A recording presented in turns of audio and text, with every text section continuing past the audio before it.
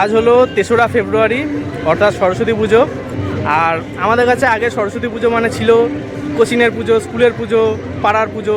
কিন্তু এখন বড় হয়ে গেছে, এখন আর সেগুলো থেকে আমরা বেরিয়ে এসেছি। আর সেই জন্য আমরা আজকে যাব ঠাকুর দেখতে। আর ঠাকুর দেখা মানেই তো সবার মাথায় একটাই আছে যে কালনা, মগরা, এইসব বড় বড়, বিশেষ করে সরস্বতী পুজোর জন্য শুধু। কিন্তু কলকাতাতেও কিন্তু অনেক বড় বড় পুজো হয়, আর আমরা আজকে সেগুলোই দেখতে যাব।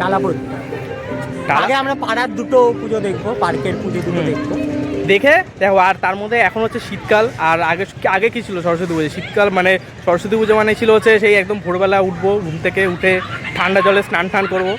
আর যাই পিছনে ঝামেলা হচ্ছে, ঝগড়া বেঁধে গেছে, সরস্বতী পুজোয় ক্যাচাল ধর এই মারপিট হচ্ছে। আচ্ছা, ওরা মারপিট করুক, যাক, চ, ও দেখে লাভ নেই। আচ্ছা, তাহলে আমরা যাই এখন ঠাকুরগুলো দেখি। এরা পিছনে মারপিট করছে, মারপিটগুলো করে যাক, আমাদের দেখে লাভ নেই। চলো, টাটা।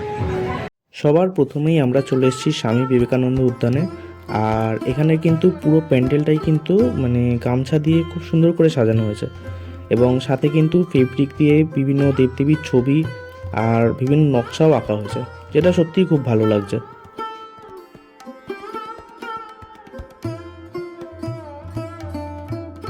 এরপর আমরা চলে এসেছি মাদার টেরেসা ক্রীড়াঙ্গনের মাঠে। আর এখানে ঠাকুরটা কিন্তু মানে খুবই ইউনিক। এই মানে 2025 সালে আমার দেখা সব থেকে কিউট সরস্বতী ঠাকুর। আর এখানে থিম হলো ফিরে দেখা শৈশব, অর্থাৎ মানে খুব সুন্দর ছোট্ট উপরে আমাদের যে শৈশবের যে মানে জিনিসগুলো ছিল সেগুলোকে একটু ফুটিয়ে তোলার চেষ্টা করেছে, খুবই ভালো। যাই হোক, যেটা দেখছিলাম মানে ঝামেলার মধ্যে না থাকাই ভালো। হ্যাঁ, যেটা বলতে বলতে থেমে গেছিলাম যে মানে সরস্বতী পুজো মানেই হচ্ছে কিন্তু শীতকাল, হ্যাঁ প্রচুর ঠান্ডা থাকো, কিন্তু এখন কিন্তু ঠান্ডা নেই, প্রচুর রোদ। আর আমরা হাঁটতে হাঁটতে চলে এসেছি দমদমে। আর এখন আমরা যাব দমদম বয়েজ ক্লাব, দেখি এবারে কি প্যান্ডেল করেছে। এখানে দেখিনি এই জায়গাটা, আগেরবার করেছিল মিশর, এবারে দেখি। এবছর দমদম বয়েজ স্পোর্টিং ক্লাবের প্যান্ডেলটা ময়ূর দিয়ে খুব সুন্দরভাবে সাজানো হয়েছে, আর ভিতরে লাইটিংটাও ভালো ছিল। অবশ্য রাত্রিবেলা আসলে আরও বেশি ভালো লাগতো। আর এখানে ঠাকুর পদ্ম ফুলের উপর বিরাজমান। আর এই প্যান্ডেল থেকে বেরিয়েই হচ্ছে এখানে প্রসাদ দেওয়া হচ্ছিল। এরপর আমরা চলে এসেছি ইয়ং বয়েজ ক্লাবে। আর এখানকার এবছরের থিম হলো ফেলনা। আর তোমরা দেখতে পাচ্ছ এখানে পুরো প্যান্ডেলটা হচ্ছে মানে আমরা যে কাগজগুলো ফেলে দিই, খবরের কাগজ, সেই খবরের কাগজ দিয়ে পুরো প্যান্ডেলটা বানানো হয়েছে। এমনকি ঠাকুরটাও কিন্তু পুরো কাগজের। বেশ অনেকগুলো ঠাকুরই দেখা হয়ে গেছে। ভেবেছিলাম যে সবাই মনে হয় হয়তো স্কুলে ঘুরছে, স্কুল কোচিং এই সব জায়গায় হয়তো যাচ্ছে, কিন্তু না, প্যান্ডেলও কিন্তু ভালোই ভিড়। এবার আমরা চলে এসেছি টালা প্রত্যয়। আর এখানে পুজোটা কিন্তু একটু খোলামেলাভাবেই করা হয়। আর যেহেতু বড় জায়গা, তাই কিন্তু লোকও কিন্তু এখানে প্রত্যেক বছরই প্রচুর লোক হয়। টালা প্রত্যয়ের পর আমরা চলে এসেছি উত্তরের আড্ডায়। আর উত্তরের আড্ডার মানে এখানের পরিবেশটাই না সম্পূর্ণ আলাদা ছিল। টালা প্রত্যয় যতটা শান্ত ছিল, এখানে কিন্তু সেরকম শান্ত না। এখানে লোকজন বাবারে সে কি নাচ! অবশ্য হ্যাঁ, এখানে লোকাল লোকজন কম ছিল, যারা আছে ম্যাক্সিমাম স্টুডেন্ট।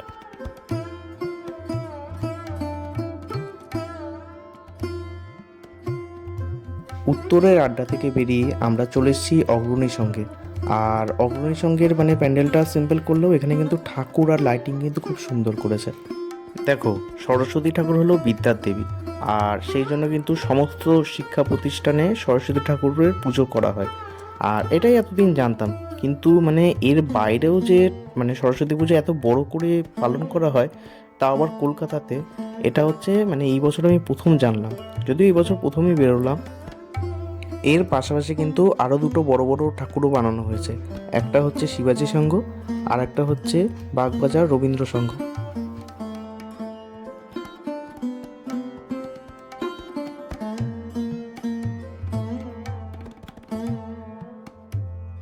আজকে প্রায় অনেকগুলো ঠাকুরই আমরা দেখে ফেলেছি, আর সেই জন্য সবার শেষে বাগবাজারের ঠাকুরটা দেখে আমরা বাড়ি ফিরব।